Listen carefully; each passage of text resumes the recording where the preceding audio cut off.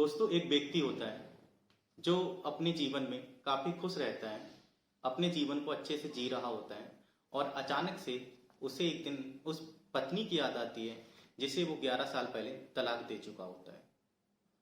और उस गांव की याद आती है, उन पोखरों की याद आती है और उस रास्ते की याद आती है और उस जगह की याद आती है जहां उसने अपनी पत्नी के साथ कुछ समय बिताया था।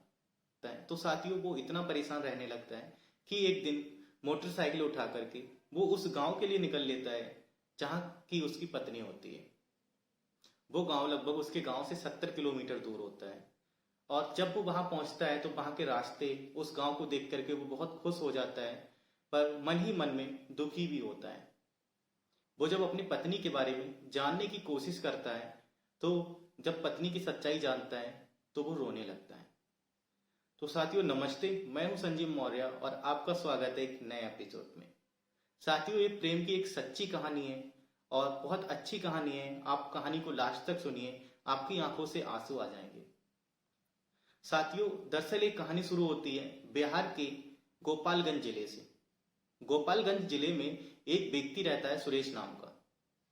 सुरेश काम काज में काफी अच्छा होता है और मिडिल क्लास फैमिली से होता है, तो ज्यादा फैशन वगैरह उसे नहीं होती है। वो अपना जीवन अपने घर पर काट रहा होता है और एक दिन उसकी शादी जो है वो राधिका नाम की लड़की से होती है। राधिका जो है वो भी सुंदर होती है, कम एज में उसकी शादी हो गई होती है, पर इन दोनों का जीवन अच्छा चल रहा होता है। दोनों एक दूसरे के सुख दुख को बांटते हैं, अच्छे से सारी चीजें करते हैं, परिवार में खुशी खुशी रहते हैं। शादी का कुछ ही टाइम बीतता है, फिर सुरेश के भाई भाभी जो होती हैं वो इस रिश्ते में दरार डालने की कोशिश करती हैं और वो सक्सेस भी होता है। दरअसल क्या होता है दोस्तों कि जो राधिका होती है वो अपने मायके में ज्यादा रहती है क्योंकि उसका कोई ना भाई होता है, एक बहन होती है, तो वो भी शादी करके अपने पति के साथ गुजरात में रहती है। तो माँ बाप का देखभाल करने के लिए जो है राधिका को अपने मायके में ज्यादा रहना पड़ता है। तो राधिका अपने मायके में होती है, इधर जो सुरेश है वो काम करने के लिए, परिवार चलाने के लिए मुंबई चला जाता है। अब सुरेश मुंबई में है, राधिका अपने मायके में है और उसके भाई लोग घर पर रहते हैं। सुरेश जो कमा करके लाता है वो घर पर भेज देता है। अभी धीरे धीरे इनका जीवन चल रहा होता है। फिर क्या होता है कि सुरेश जो है छुट्टी से जब आता है तो अपने ससुराल जाता है क्योंकि राधिका वहीं रहती है।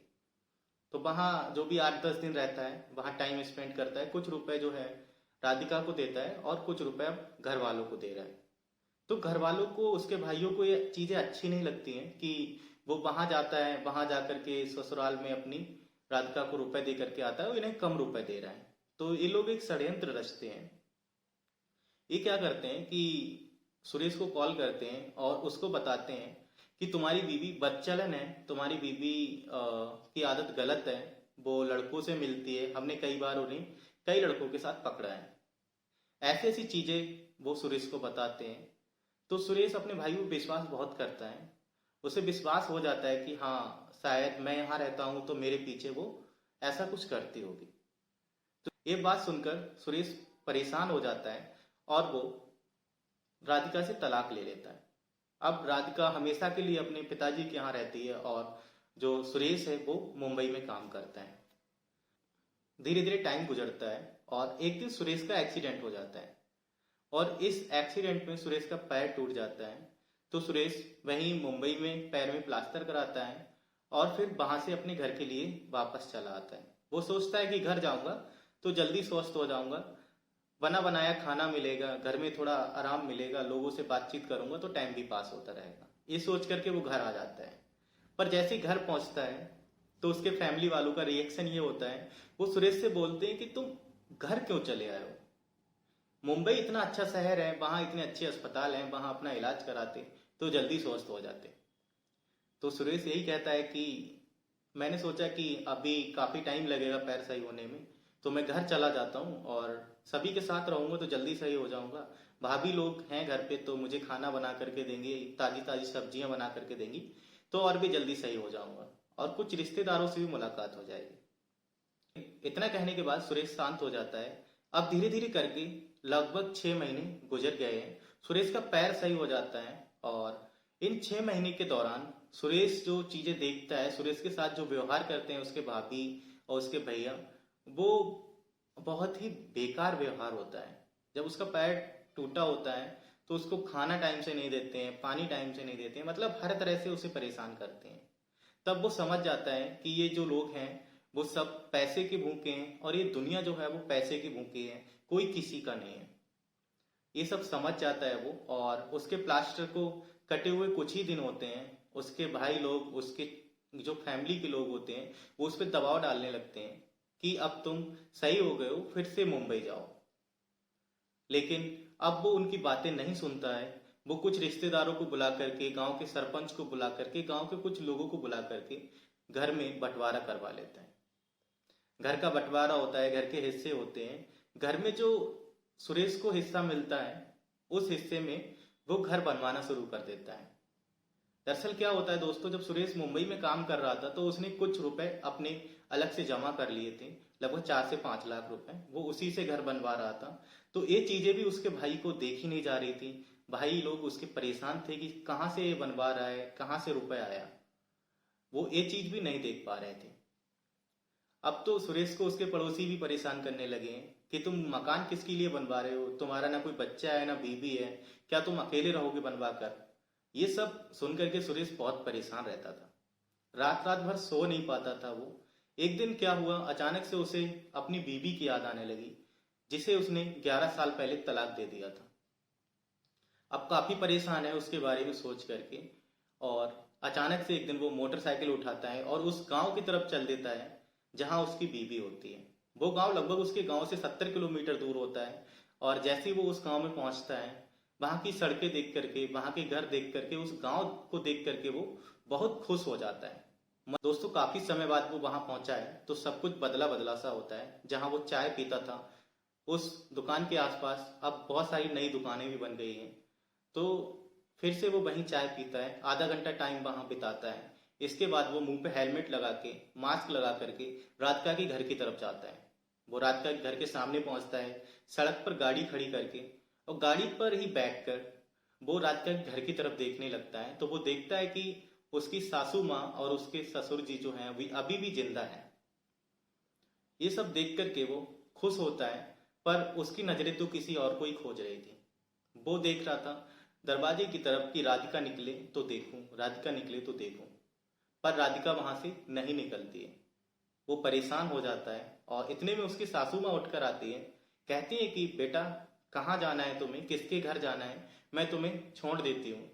तो वो कहता है नहीं नहीं, बस यहीं तक आना था मुझे, इसी गांव में आना था। इतना कहकर वो गांव से बाहर उसी चौराहा पर आ जाता है जहां वो अक्सर जाया करता था। जब मुंबई से आता था तो उसी चौराहे पर बस रुकती थी, वो वहीं उतरता था। और जब जाया करता था तो राधिका जो है उसी चौराहे तक उसको छोड़ने आती थी। वो वहां जाता है और देखता है कि शायद राधिका यहाँ हो, यहाँ कहीं दिख जाए। वो चारों तरफ देखता है पर उसे राधिका नहीं दिखती है। तब वो और ज्यादा परेशान होने लगता है। फिर वो सोचता है कि अब शायद राधिका की शादी हो गई होगी, अब वो मेरी किस्मत में नहीं है, अब शायद वो मुझे नहीं मिलेगी। तो वो अपनी गांव की तरफ चल देता है। जैसे ही वो गांव की तरफ बढ़ता है अपनी, तो 3-4 किलोमीटर आगे जाता है। फिर उसको ऐसा लगता है कि उसे कोई आवाज दे रहा है कि कहाँ जा रहे हो, मिल के नहीं जाओगे क्या, क्या मुझे अकेले छोड़कर कहाँ जा रहे हो, ऐसा उसे प्रतीत होता है। तो वो सोचता है कि इधर अब आना तो है नहीं जल्दी, तो क्यों ना मैं उस तालाब पर जाऊं जहां वो कुछ टाइम जब छुट्टी पर आया करते थे तो बिताया करता था। तो उस तालाब पर वो जाता है और वहां देखता है तो पेड़ के नीचे कई सारे लोग बैठे हैं, पर वहां पर भी उसे राधिका नहीं दिखती है। तब वो मायूस होकर के वहां से चल देता है। और जैसे जैसे वो आगे बढ़ रहा है तो उसे वहीं पास में कुछ औरतें जो हैं बकरी चराते हुए दिखाई देती हैं। तो वो सोचता है कि एक बार मैं यहाँ चलकर देखता हूँ कि शायद उसकी राधिका वहां ना हो। तो वो वहीं जाता है जहां वो बकरी चरा रही होती हैं औरतें। और वहां जाकर के जब वो देखता है, एक औरत के सिंदूर लगा हुआ है और कोई श्रृंगार नहीं है, फिर भी वो बहुत सुंदर लग रही है। और जब वो उसके चेहरे की तरफ देखता है तो वो उसकी राधिका होती है। पर राधिका उस व्यक्ति को नहीं पहचानती है क्योंकि उसके मुंह पे मास्क लगा होता है और हेलमेट लगा होता है। तो सुरेश जो है वो राधिका से कहता है आप ये बकरी बेच रहे हैं क्या? तो वो कहती है नहीं, अभी तो बकरी मेरी छोटी है, अभी जब ये तैयार हो जाएगी तब बेचूंगी मैं, अभी तो नहीं बेच रही हूँ। अब वो ऐसी बातें करता है तो राधिका जो है वो उसकी आवाज पहचान लेती है, क्योंकि राधिका के मन में वो इतने अच्छे से बसा हुआ था सुरेश। वो उसकी आवाज को पहचान लेती है और कहती है आप कौन है, अपना हेलमेट हटाओ, अपना मास्क हटाओ। तो सुरेश जो है वो हेलमेट हटाता है, मास्क हटाता है, और जैसे ही वो मास्क को हटाता है तो राधिका उसको गले से लगा लेती है, और गले लगा करके दोनों इतना रोते हैं कि परेशान हो जाते हैं। गले लगा लेती है और दोनों रोने लगते हैं। काफी देर तक रोते हैं, फिर एक दूसरे को शांत करते हैं। तो राधिका कहती है इतने दिनों बाद कैसे याद आई मेरी, कहाँ थे अभी तक तुम, और अभी यहाँ क्यों आए हो? तो सुरेश कहता है राधिका मैं तुम्हें लेने आया हूं, मैं तुम्हें अपने साथ ले जाऊंगा। तो राधिका कहती है आप झूठ बोल रहे हो, और फिर से राधिका जोर जोर से रोने लगती है। तब आसपास में जो महिलाएं बकरी चरा रही होती हैं वो भी आती हैं, और वो देखती हैं कि ये राधिका के पति हैं, और राधिका रोई जा रही है, रोई जा रही है। तो वो पास की चाची से कहता है कि चाची राधिका रो रही है, प्लीज इसे शांत करिए, ये क्यों इतना रोई जा रही है? तब चाची कहती हैं कि बेटा राधिका पिछले 11 साल से रो रही है, जब से तुमने इसे छोड़ा है तब से तुम्हारी नाम का सिंदूर लगा रही है, किसी और का इसके मन में ख्याल नहीं आया। ये जो बकरी इसने पाल रखी है इसी से अपने बूढ़े माँ बाप का इलाज कराती है, घर चलाती है, इसी से इसका सब कुछ चल रहा है। और आज काफी समय बाद आप मिले हो इससे, तो इसीलिए रो रही है।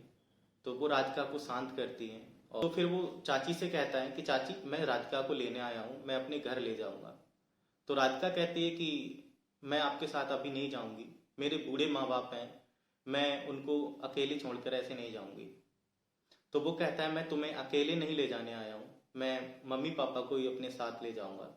तो इतने पर चाची कहती हैं कि हाँ बेटा जरूर तुम्हारे साथ जाएगी, अगर तुम इसे ले जाना चाहते हो। वैसे तो हमें लगा कि तुम्हारी शादी हो गई होगी, तुम्हारे बड़े बड़े बच्चे होंगे, तो शायद राधिका पूरी जिंदगी ऐसे ही रहेगी, पर बहुत अच्छा हुआ कि तुम आ गए हो, हम सब बहुत खुश हैं, राधिका जरूर तुम्हारे साथ जाएगी।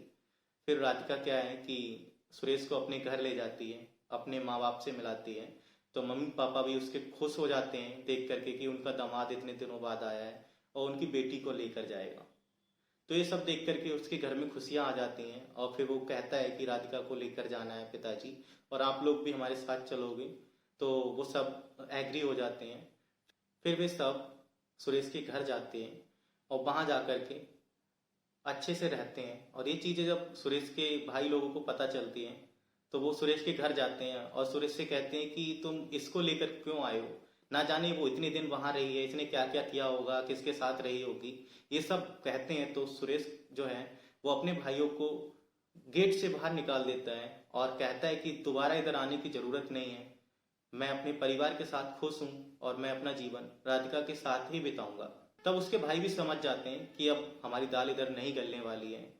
फिर वो लोग अपने घर चले जाते हैं। इधर राधिका और राधिका के घर वाले, उसके मम्मी पापा, सब लोग अपना जीवन अच्छे से बिता रहे हैं, खुश हैं और अच्छे से एंजॉय कर रहे हैं अपने जीवन में। तो साथियों आपको ये कहानी कैसी लगी कमेंट बॉक्स में जवाब जरूर दें। चैनल पहली बार है, चैनल को सब्सक्राइब करें, वीडियो को लाइक करें और दोस्तों के साथ शेयर करें। धन्यवाद।